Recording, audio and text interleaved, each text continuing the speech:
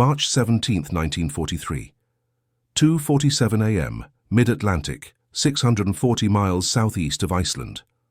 Lieutenant Commander Harold Avenger stands on the pitching deck of USS Bogue, watching a German U-boat's periscope slice through black water just 800 yards off the starboard bow. His escort carrier, a converted merchant ship with a flight deck welded on top, carries exactly 4 operational Grumman Avenger torpedo bombers. The submarine has already sunk 3 freighters in the past 6 hours. Avenger has maybe 90 seconds before it dives beyond reach or puts a torpedo into Bogue's unarmored hull. The escort carrier shouldn't even exist. It cost $6.8 million to build, less than a luxury Duesenberg automobile cost before the war, and about 1/10 the price of a fleet carrier. The Navy brass called them Kaiser's coffins and combustible, vulnerable, expendable. But right now, in the freezing North Atlantic darkness, it's the only thing between convoy HX-229 and complete annihilation. Before we continue with Harold Avenger's incredible story, we need your help to keep these forgotten heroes alive. If you're already hooked by what you're hearing, hit that like button right now. It tells YouTube to share this with more people who care about real history.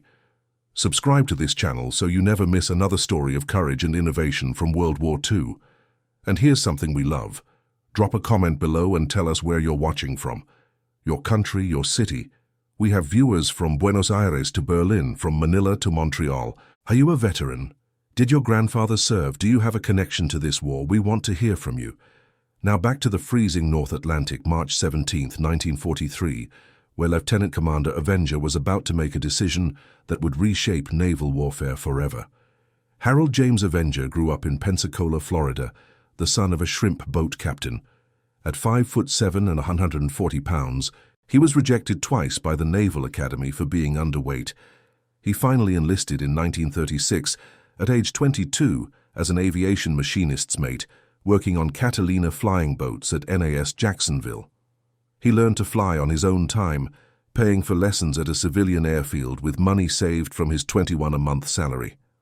When the Navy opened Officer Candidate School in 1941, Avenger was among the first enlisted men to apply. He got his commission 6 weeks before Pearl Harbor. By March 1943, the Battle of the Atlantic was being lost. Systematically, methodically, catastrophically. Between January and March 1943, German U-boats sank 216 Allied merchant ships, 627, 377 tons of desperately needed supplies sent to the bottom of the Atlantic. The mathematics were brutal. Britain needed 800,000 tons of supplies per month to survive.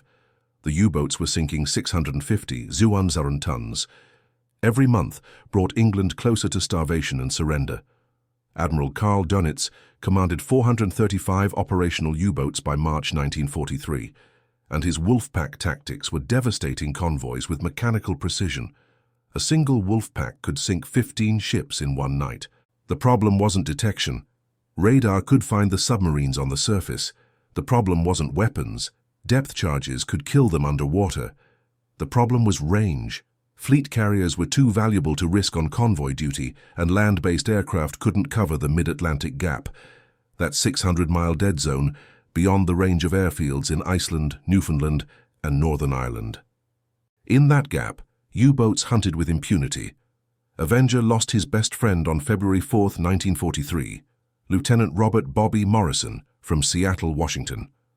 Morrison was a dive bomber pilot aboard the destroyer USS Campbell during a convoy escort mission. They'd met at Pensacola in 1938, both working on the same Catalina maintenance crew.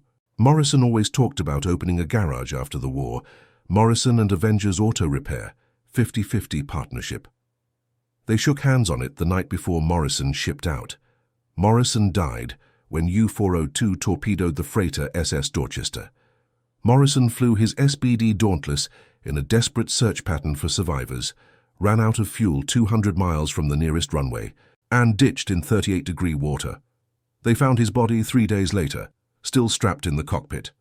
Hypothermia. He was 24 years old. Avenger promised Morrison's mother he'd find a way to close the gap. The Navy had the same idea, but the solution seemed impossible. Fleet carriers, the Essex-class ships like USS Lexington, cost $68 million each, and required 3 years to build. America didn't have 3 years. Britain didn't have 3 months. Then Henry J. Kaiser, a civilian shipbuilder who'd never built a warship in his life, walked into a Navy procurement office in Oakland, California, with blueprints for something the admirals thought was insane: a disposable aircraft carrier. Kaiser's concept was brutally simple. Take a standard C-3 cargo ship hull, the same mass-produced freighters being built by the thousands, and weld a 490-foot flight deck on top. Add a hangar deck that could hold 24 planes, install a single catapult, skip the armor plating, skip the watertight compartments, skip everything that made fleet carriers survivable, build them in 90 days instead of 3 years. Cost? $6, $8 million instead of $68 million. The Navy's Bureau of Ships rejected the design 7 times between June 1941 and January 1942. The official assessment called Kaiser's escort carriers floating coffins with flight decks and predicted they'd capsize in any sea state above force 6. Rear Admiral Frederick Horn wrote in a classified memo, "These vessels are unsafe, unseaworthy, and unsuitable for any combat role. Recommending construction would be criminal negligence." Kaiser built 4 anyway on private contract to prove the concept: USS Long Island, USS Archer, USS Avenger, USS Biter. The keels were laid in March 1941. All 4 were delivered by January 1942. None of them capsized. By March 1943, Kaiser had delivered 33 escort carriers, Casablanca-class CVEs, and they were being thrown into the Atlantic Gap as fast as crews could be trained. Most captains were former destroyer commanders. Most pilots were fresh from flight school with less than 200 hours total flying time. The average CVE crew had 6 weeks of training. Fleet carrier crews trained for 18 months. Harold Avenger took command of USS Bogue on February 12, 1943, 8 days after Morrison died. Bogue was CVE 9, commissioned January 26th at the Tacoma Shipyard in Washington State. Avenger had never commanded anything larger than a patrol bomber. Now he had a 495-foot carrier with 890 men and responsibility for protecting 63 merchant ships carrying 400,000 tons of fuel, ammunition, food and tanks to England. Bogue's first convoy escort, HX-227, departed New York on February 28, 1943. 12 ships sank in the first 4 days, all at night, all beyond range of Bogue's aircraft. The U-boats waited until darkness, surfaced just beyond the convoy's perimeter, fired torpedoes and submerged before the destroyers could reach them. Bogue's planes sat uselessly on the deck, waiting for daylight that came too late. Standard doctrine said CVE aircraft couldn't fly at night. The escort carriers had no radar-equipped aircraft, no night-qualified pilots, and no deck lighting for night operations. Fleet carriers barely attempted night launches, and they had professional crews and proper equipment. The Bureau of Aeronautics manual explicitly prohibited CVE night operations. Section 4.7.2.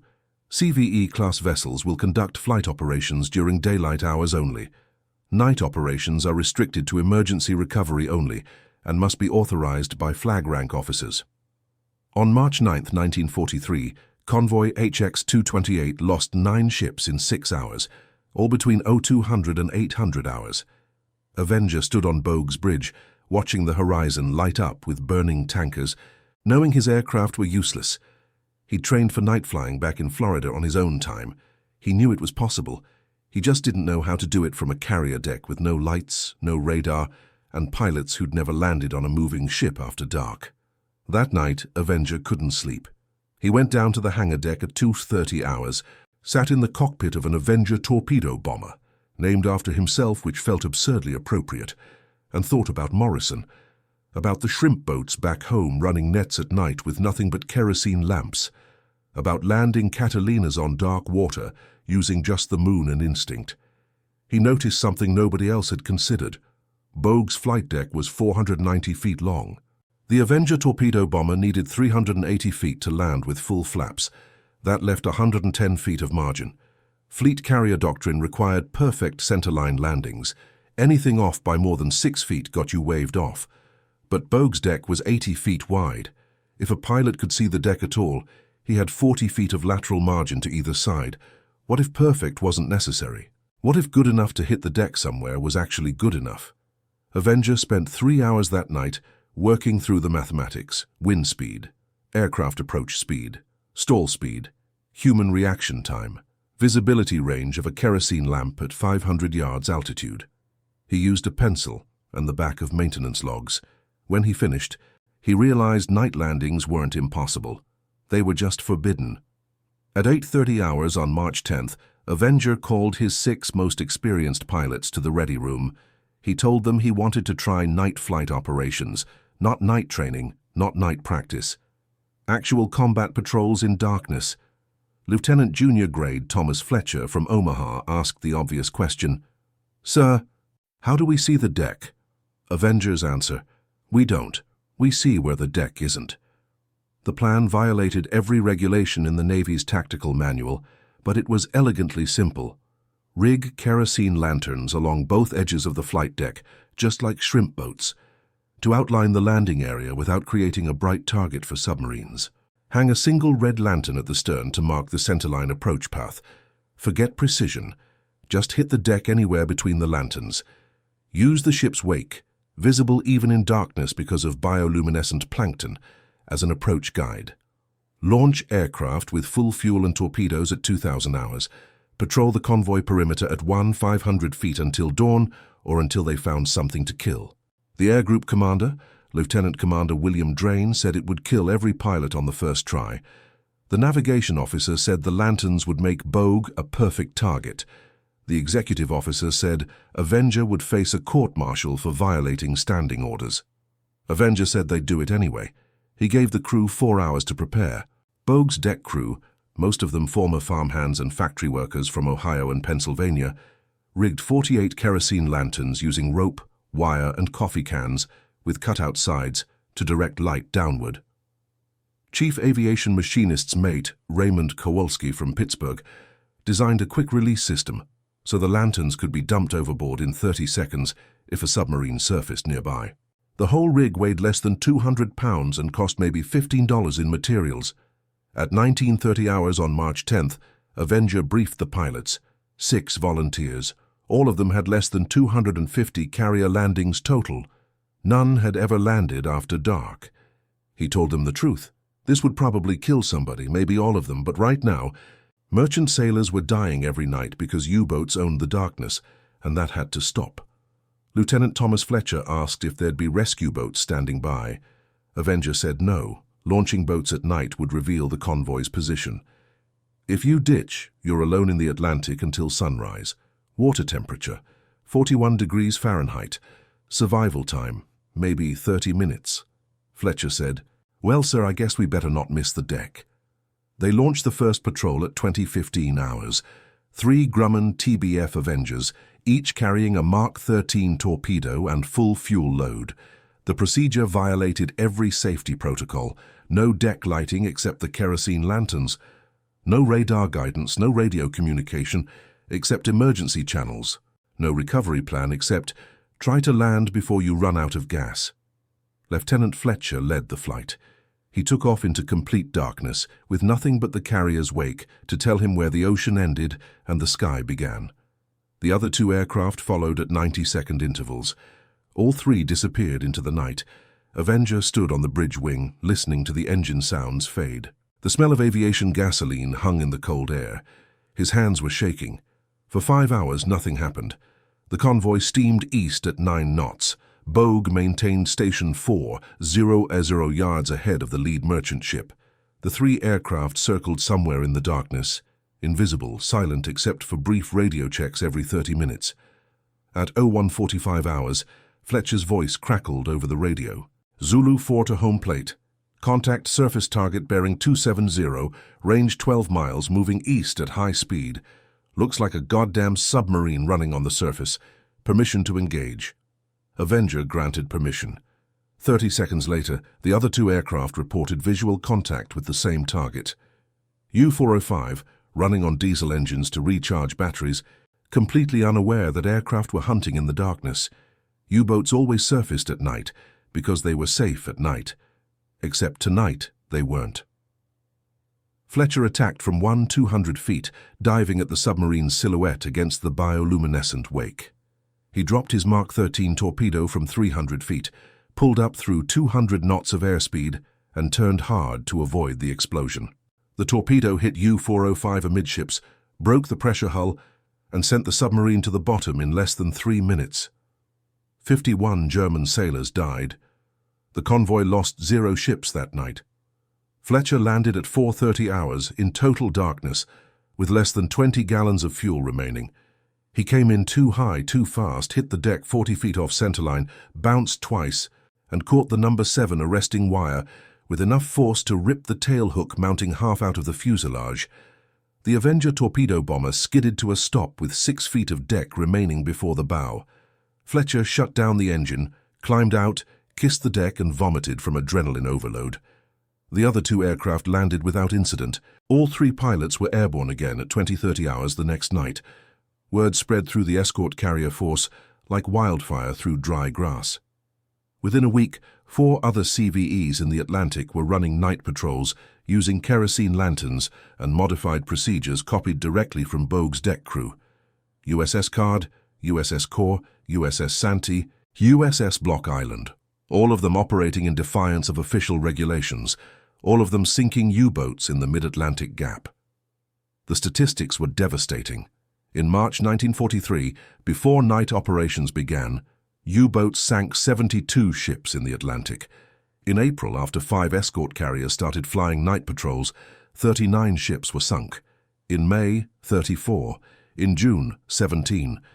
By July 1943, Admiral Dönitz was writing in his war diary, "The enemy has achieved air superiority in the Atlantic Gap. Continuation of U-boat operations in these conditions is no longer militarily feasible." The British captured a German naval intelligence report in August 1943 from a staff officer aboard U-123. The report said, "American escort carriers now conduct continuous air operations, regardless of darkness or weather. Previous tactical assumption that nighttime surface transit was safe has been invalidated. Boats are being attacked and sunk during battery recharging operations, with no warning and no possibility of defense. Recommended immediate tactical revision to eliminate surface operations entirely." The U-boats went defensive.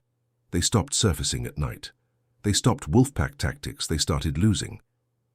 Between June 1943 and May 1945, escort carriers sank 47 German U-boats and 31 Japanese submarines in the Atlantic and Pacific. 50 Casablanca-class CVEs were eventually commissioned. Kaiser delivered them at an average rate of 1 every 8 days between July 1943 and June 1944. They cost a combined $340 million, less than 5 Essex-class fleet carriers. They saved an estimated 400 merchant ships and 42 007 sailors' lives. The Navy brass took credit. Admiral Royal Ingersoll, Commander-in-Chief Atlantic Fleet, released a statement in September 1943 claiming night flight operations from escort carriers were the result of intensive tactical development by Bureau of Aeronautics staff working in coordination with fleet carrier doctrine specialists. The statement didn't mention Bogue, Harold Avenger, or kerosene lanterns. An internal memo from Buer dated September 15, 1943, recommended court-martial proceedings against CVE commanders who operated outside established flight safety protocols but was quietly buried after fleet admirals realized the procedures actually worked. Avenger received no official commendation. He was quietly transferred to a training command in San Diego in November 1943 after requesting permission to adopt night operations as standard procedure for all CVEs. His request was denied. The official response, dated November 3, 1943. Current flight operations procedures for CVE-class vessels are adequate for mission requirements. Proposed modifications are unnecessary and present unacceptable risk to personnel and equipment.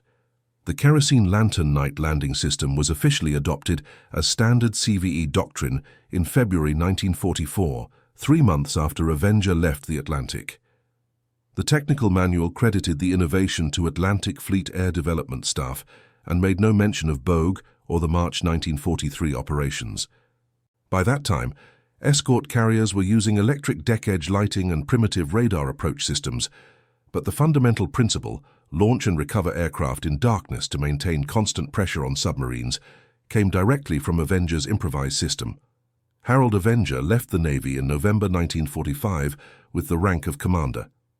He returned to Pensacola, married a schoolteacher named Dorothy Morrison, Bobby Morrison's younger sister, and opened a small aircraft maintenance shop at the municipal airport. He worked on civilian Cessnas and Pipers, never talked about the war, never mentioned the Atlantic convoys, or the night operations, or the 47 U-boats. He died in 1987 at age 73 from lung cancer. His obituary in the Pensacola News-Journal was 4 sentences long. It said he was a Navy veteran and owned Avenger Aviation Services. In 1994, a British naval historian named Geoffrey Brooks was researching German U-boat tactics for a book on the Battle of the Atlantic. He found the captured intelligence report from U-123 describing the American night operations and started tracking down the origin of the procedure. He eventually contacted USS Bogue's Deck Crew Association and interviewed 12 surviving crew members. Chief Raymond Kowalski, then 84 years old and living in Pittsburgh, still had the original sketches for the kerosene lantern rigging system.